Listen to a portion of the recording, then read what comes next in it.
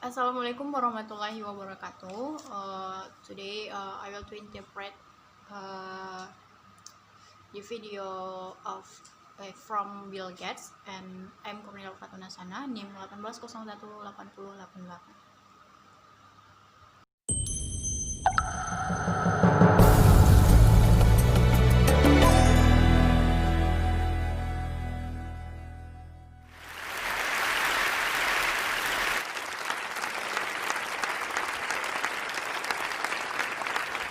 When I was a kid, the disaster we worried about most was a nuclear war. That's why we had a barrel like this down in our basement, filled with cans of food and water. When the nuclear attack came, we were supposed to go downstairs, hunker down, and eat out of that barrel. Today, the greatest risk of global catastrophe doesn't look like this. Instead, it looks like this. Ketika saya masih kanak-kanak, bencana atau musibah yang paling dikhawatirkan atau dicemaskan oleh banyak orang adalah perang nuklir.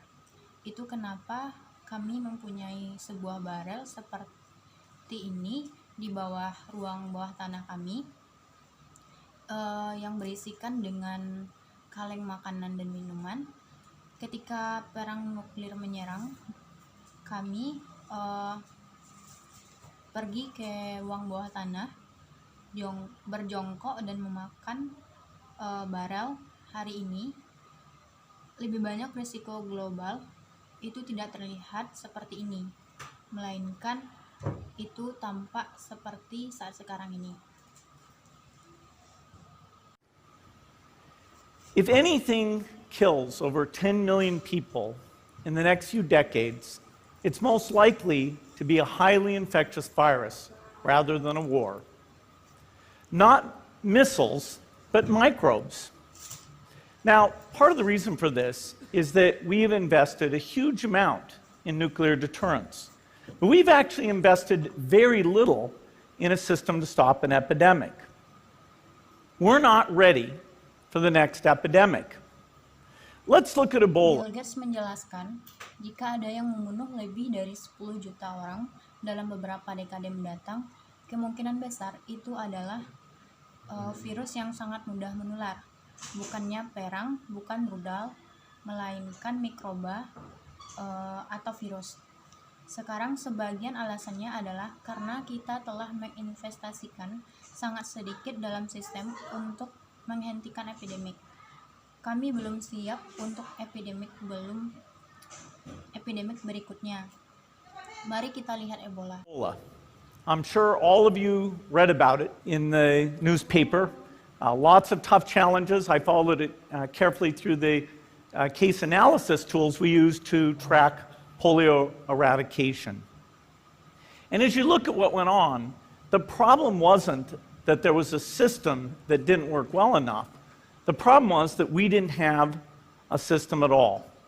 Bill Gates juga menjelaskan, saya yakin kamu telah membaca hal ini atau berita ini di dalam koran. Banyak tantangan berat. Saya mengamatinya dengan cermat melalui alat analisis kasus. Kami gunakan untuk melacak pemberantasan polio. Dan ketika Anda melihat apa yang terjadi, masalahnya bukanlah ada sistem yang tidak berfungsi, melainkan masalahnya terletak pada karena kami tidak memiliki sistem sama sekali. In fact, there are some pretty obvious key missing pieces. We didn't have a group of epidemiologists ready to go who would have gone, seen what the disease was, see how far it had spread. The case reports came in on paper. It was very delayed before they were put online, and they were extremely inaccurate. Bill Gates juga menjelaskan, sebenarnya atau faktanya ada beberapa bagian penting yang hilang. Seperti kami tidak memiliki sekelompok ahli epidemiologi yang siap untuk pergi yang akan mencek atau melihat jenis penyakit apa itu dan melihat seberapa jauh penyebaran dari penyakit tersebut. Laporan kasus ini muncul di dalam koran, tetapi sangat tertunda dalam mempublikasikan, dan laporan ini juga sangat tidak akurat. Correct. We didn't have a medical team ready to go. We didn't have a way of preparing people. Now, Médecins Sans Frontières did a great job orchestrating volunteers, but even so, we were far slower than we should have been getting the thousands of workers into these countries. Bill Gates juga menjelaskan, kami tidak memiliki tim medis yang siap berangkat atau siap siaga, dan kami tidak memiliki cara untuk mempersiapkan orang. Sekarang, Medicine Sans Frontières melakukan pekerjaan yang hebat dalam mengatur relawan.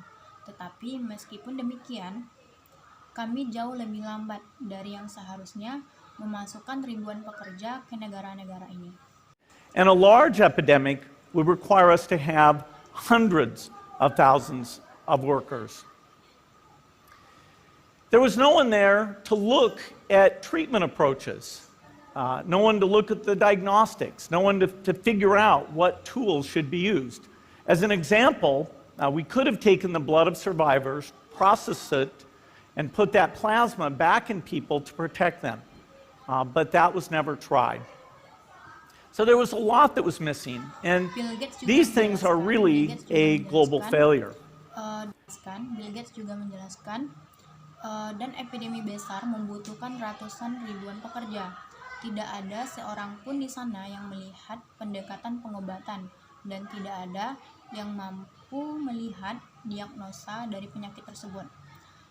Dan tidak ada yang tahu alat apa yang harus digunakan. Sebagai contoh, kami bisa mengambil darah orang yang selamat lalu memprosesnya dan mengembalikan plasma itu kepada manusia untuk melindungi mereka. Tapi itu banyak yang hilang, dan hal ini benar-benar merupakan kegagalan global. The WHO is funded to monitor epidemics, but not to do these things I talked about. Now, in the movies, it's quite different. There's a group of handsome epidemiologists ready to go. They move in, they save the day, but that's just pure Hollywood. The failure to prepare could allow the next epidemic to be dramatically more devastating than Ebola. Let's look at the progression of Ebola over this year. About 10,000 people died, and nearly all were in the 3 West African countries. Bill Gates juga menjelaskan, yang mendanai untuk memantau epidemi, tetapi tidak untuk melakukan hal yang saya bicarakan. Sekarang di film-film itu sangat berbeda. Ada sekelompok ahli epidemiologi yang tampan yang siap membantu untuk menyelamatkan. Tetapi itu hanyalah Hollywood murni. Kegagalan untuk bersiap dapat membuat epidemi berikutnya secara dramatis lebih menghancurkan daripada Ebola. Mari kita lihat perkembangan Ebola. Selama tahun ini, sekitar 10.000 orang tewas dan hampir semuanya berada di 3 negara Afrika Barat. There's 3 reasons why it didn't spread more. The first is there was a lot of heroic work by the health workers. They found the people and they prevented more infections. The second is the nature of the virus. Ebola does not spread through the air. And by the time you're contagious, most people are so sick that they're bedridden. Third, it didn't get into many urban areas, and that was just luck. If it had gotten into a lot more urban areas, the case numbers would have been much larger. Gates juga menjelaskan ada 3 alasan mengapa itu tidak menyebar. Yang pertama, karena ada banyak pekerjaan heroik oleh petugas kesehatan. Mereka menemukan orang-orang itu dan mereka lebih banyak. Infeksi yang kedua adalah sifat virus Ebola ini tidak menyebar melalui udara. Dan kebanyakan orang yang kena tularan dari virus Ebola itu lebih banyak tidur berbaring di tempat tidur. Yang ketiga itu karena Ebola tidak banyak masuk ke daerah perkotaan. Jikapun itu hanya keberuntungan, masuk lebih banyak ke daerah perkotaan, jumlah kasusnya akan jauh lebih besar.